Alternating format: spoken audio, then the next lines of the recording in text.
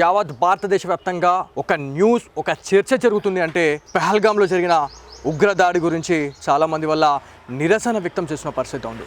So ఈ నిరసనలో పక్కన పెడితే ఖచ్చితంగా భారతీయులంతా ఒక్కటి కావాలా, హిందువులంతా మేల్కొనాలి అని చెప్పేసి ఒక నినాదం అయితే బయటకు రావడం జరుగుతూ ఉంది. ఆ ఉగ్రదాడిలో క్లియర్ కట్గా ఇది ఒక మతాన్ని ఉద్దేశించి మరి ఈ దాడిని అయితే చేయడం జరిగింది అని చెప్పేసి మనకి తెలుస్తూనే ఉంది. సో ఇదే అంశంపై మనతో మాట్లాడడానికి తెలంగాణ రాష్ట్ర శివసేన పార్టీ ప్రధాన కార్యదర్శి పనవార్ శ్రీహరి గారు ఉన్నారు. ఒకసారి వారితో మాట్లాడే ప్రయత్నం చేద్దాం. అన్న జై శ్రీరామ్. అన్న జై శ్రీరామ్. సో ఈ ఇన్సిడెంట్ గురించి మాట్లాడుకుంటే ఈ ఉగ్రదాడి ఒక మతానికి సంబంధించిన ఉగ్రదాడిలా మనకు కనిపిస్తూ ఉంది.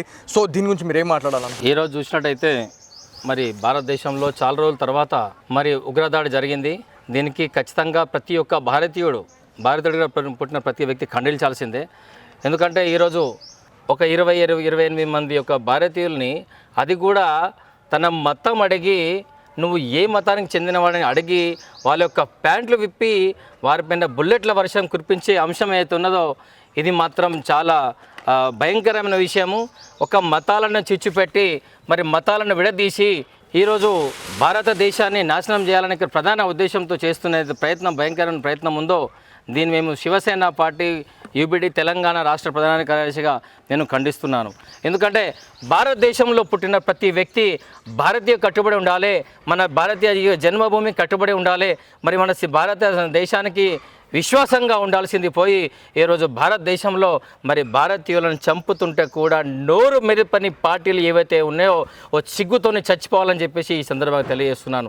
ఈరోజు చూసినట్టయితే గత 2-3 రోజులుగా జరిగిన తర్వాత కేవలము శివసేన పార్టీలు 2 శివసేన పార్టీలు ఏవైతే ఉన్నాయో అవి మరి బీజేపీ పార్టీ మాత్రమే ఈరోజు రోడ్లపై వచ్చి ఆ యొక్క అంశాన్ని ఖండిస్తుంటే మరి సెక్యులర్ పార్టీలని చెప్పుకునే ఒక్క పార్టీ కూడా మరి ముందుకొచ్చి ఈ విషయాన్ని ఖండించకపోవడం సిగ్గుచేటు. వక్ఫ్ బోర్డుకు వ్యతిరేకంగా మరి సుప్రీంకోర్టు తీర్పిస్తే ఆ సుప్రీంకోర్టు రాష్ట్రపతి వారికి వ్యతిరేకిస్తూ మరి వాళ్ళకు సపోర్ట్ చేసిన మరి ఏవైతే పార్టీలు ఉన్నాయో ఆ రోజు సపోర్ట్ చేసిన సెక్యులర్ పార్టీలు మరి భారతీయులని మతం అడిగి హిందూ అయినందుకు చంపినందుకు ఒక్క పార్టీ కూడా మాట్లాడకపోవడం అంటే ఇది సిగ్గుచేటు. ఈరోజు శత్రువులు ఎక్కడో లేరు, భారతదేశంలో మన వైపు నుంచున్నారు కాబట్టి ఈరోజు భారతీయులకు చావు ఇవి ఇంత భయంకరంగా ఉంటుందని చెప్పేసి ఈ సందర్భంగా తెలియజేస్తున్నారు. చాలామంది మీరు అన్నట్టే వక్ఫ్ బోర్డు గురించి ప్రతి గ్రామంలో, ప్రతి పట్టణంలో, ప్రతి మస్జిద్లో కూడా ఈ నినాదాలు చేసిన వాళ్ళ వల్ల ఇండియన్స్ అని పేరు. సో హిందువులు అనేది పక్కన పెడితే మనమంతా కూడా ఇండియన్స్ అనేది మర్చిపోయి ఇలా రోడ్ల మీదకి వచ్చి నిరసన తెలియచేయకపోవడం అనేది నిజంగా బాధాకరం అని చెప్పుకోవాలా.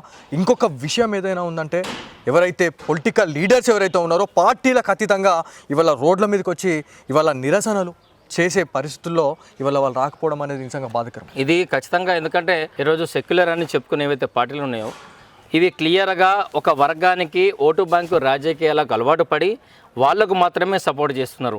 మెజారిటీగా ఉన్న హిందువులు ఏకం లేకపోవడం, కులాల వారిగా విభజించి కులాల వారిగా వారిని విడదీసి కులగణనే పేరుతోనే వాళ్ళని విడదీసి మీరు ఈ కులం మీరు ఎక్కువ ఉన్నారని తక్కువ చేసి విడదీసి కులాల మధ్య వైషమ్యం, హిందువుల మధ్య కులాల కుంపటి పెట్టి కానీ ఒక వర్గానికి వత్తాసు పడుతూ ఒక వర్గాన్ని సపోర్ట్ చేస్తూ గత 70 సంవత్సరాలుగా అదే జరుగుతుంది.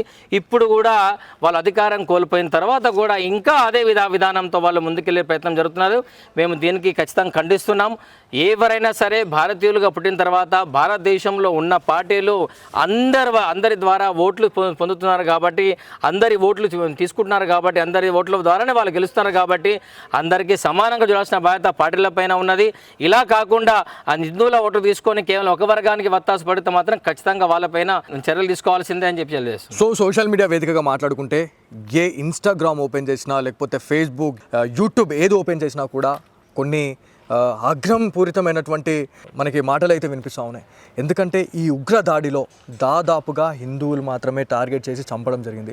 ఒకవేళ వాళ్ళ ప్లేస్లో ముస్లిం కేటగిరీకి సంబంధించిన ముస్లిం సోదరులు ఉన్నట్లయితే ఇవాళ భారతదేశం ఇవాళ అగ్గిమయం అయ్యేది అని చెప్పేసి కూడా చాలామంది చెప్తా ఉన్నారు. అంటే మతం అంటే మీ మతం మీది, మా మతం మాది అన్నట్టుగా ఇవాళ ముస్లిం సోదరులు కూడా ప్రతి ఒక్కరు వాళ్ళు ఇలా వ్యవహరిస్తున్న తీరు అట్లా కనిపిస్తుందని చెప్పేసి సోషల్ మీడియా వేదికగా చాలామంది ఇవాళ పోస్ట్ పెడుతున్న పరిస్థితి. సో దీని గురించి ఏం చెప్తారు? ఇది 100% వాస్తవం.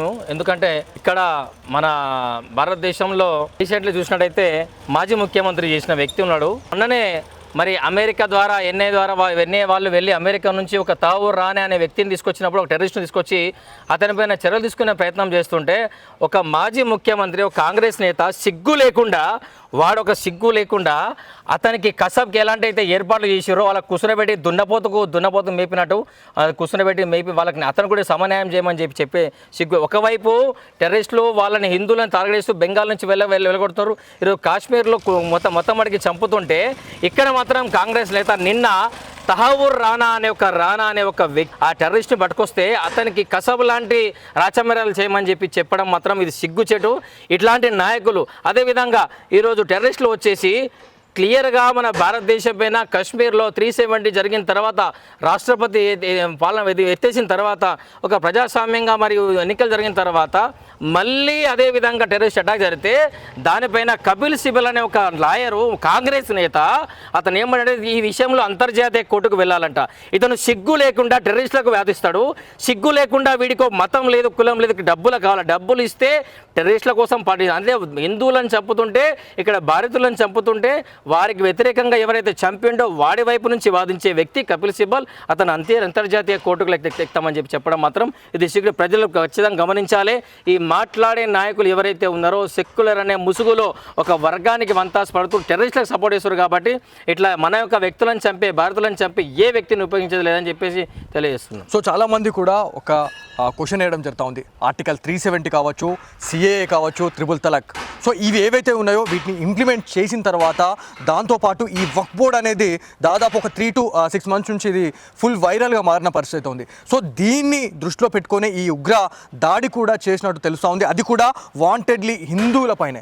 అంటే ప్రైవేట్ పార్ట్స్ని చూసి మరి వీళ్ళు హిందువులా కాదా, లేకపోతే ఒకవేళ ముస్లిమ్స్ అయితే కూడా వాళ్ళకు సంబంధించినటువంటి కొన్ని పదాలని పలకండి అని చెప్పేసి అన్న తర్వాతనే వాళ్ళని వదిలేయడం కావచ్చు, లేకపోతే షూట్ చేసేసి చంపేయడం లాంటిది చేయడం జరిగిందని చెప్పేసి చాలామంది చెప్తా ఉన్నారు. సో దీని గురించి మీరు ఏం చెప్పాలనుకుంటున్నారు? ఇదంతా కూడా ఆర్టికల్ 370 వక్ఫ్ బోర్డ్ ఏవైతే ఇవి ఉన్నాయో దీనివల్ల జరిగిందని మీరు అనుకుంటున్నారా? ఈరోజు ఆర్టికల్ 370 కానీ, త్రిబుల్ తలాక్ కానీ, ఈ వక్ఫ్ బోర్డ్ కానీ, ఈ యొక్క భారతీయ జాతీయత కానీ సంబంధించిన అంశం కానీ ఈ మూడు కూడా అన్ని దేశాలలో చట్టబద్ధంగా ఉన్నాయి. ఇవన్నీ కూడా భారత రాజ్యాంగంలో దృష్టిలో పెట్టుకొని భారత రాజ్యాంగానికి అనుసరంగానే ఇవన్నీ తొలగించడం జరిగింది. కాబట్టి భారత రాజ్యాంగానికి కట్టుబడి ఉన్న ప్రతి నాయకుడు సుప్రీంకోర్టు ద్వారా, రాష్ట్రపతి ద్వారా వచ్చిన ఉత్తర్వులను కట్టుబడి ఉండాల్సిందే.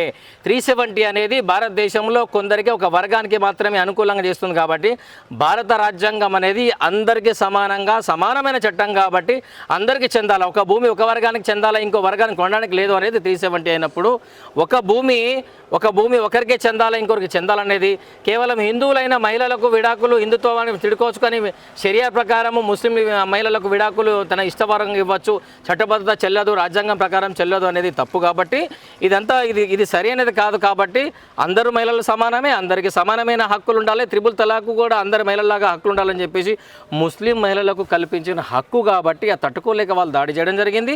అదేవిధంగా 370 కూడా క్లియర్గా ఒక వర్గానికి వత్తాసపడినట్టు ఉంది. కాబట్టి అది రాజ్యాంగ ప్రకారమే తొలగించి రాజ్యాంగంలో పార్లమెంటో రాజ్యసభలో రాష్ట్రపతి ద్వారా అనుమతి వచ్చింది. కాబట్టి దానికి ఎటువంటి అభ్యంతరం లేదు, దాన్ని మార్చే ప్రసక్తి లేదు. కాబట్టి ఇవి తట్టుకోలేని కొందరు. వక్ఫ్ బోర్డ్ అనేది కూడా 9 లక్షల ఎకరాలు సాదాపు భూమి ఉంటే ఆ 9 లక్షల ఎకరాల భూమి కేవలం వ్రాతపూర్వకంగా. ఇప్పుడు విషయం ఏంటంటే ఇక్కడ చిన్న లాజిక్ వినండి, ప్రజలందరూ గమనించిన విషయం ఏంటంటే రామ జన్మభూమి ఎక్కడైతే రాముడి విగ్రహాలు లభించి రాముడి యొక్క వివరణ లభించి అక్కడ స్థలం పురాణం దొరికిన తర్వాత కూడా మరి ఆధారాలు ఏమైనా సుప్రీంకోర్టు మరి వక్ఫ్ బోర్డు సంబంధించి కనీసం పేపర్ లేకుండా కేవలం ఇది వక్ఫ్ బోర్డు భూమి అని చెప్తే అయిపోయేది విధంగా ఒక స్పష్టమైన ఒక సుప్రీంకోర్టును కాదు కూడా ఇంకో సొంతంగా ఒక జ్యుడిషియరీ ఒక డిపార్ట్మెంటు మరి వక్ఫ్ బోర్డుకి ఏర్పాటు చేయడం అనేది అప్పుడు కాంగ్రెస్ చేసిన తప్పిదము. దాన్ని మార్చి ఈ యొక్క వక్ఫ్ బోర్డుని రాజ్యాంగబద్ధంగా భారతీయ సుప్రీంకోర్టు మరియు హైకోర్టు యొక్క పరిధిలోకి తీసుకురావడం జరిగింది. ఇది కూడా రాజ్యాంగం ప్రకారం జరిగింది. కాబట్టి రాజ్యాంగం ప్రకారం జరిగిన విషయాన్ని ఖండించడానికి ముందుకొచ్చిన పార్టీలు భారతీయుల మీద దాడులు జరిగి భారతీయులని హిందువులను చంపుతుంటే మాత్రం ఎటువంటి స్పందన లేకుండా మాత్రం సిగ్గుచేటు.